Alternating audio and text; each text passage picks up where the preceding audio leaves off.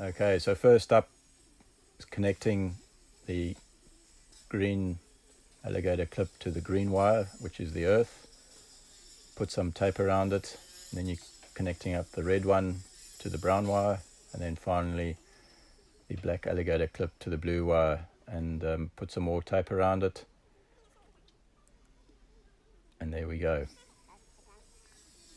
And then finally you're just taping up the coal tails together so that they do not fall down onto the floor and be in the way while they're tiling,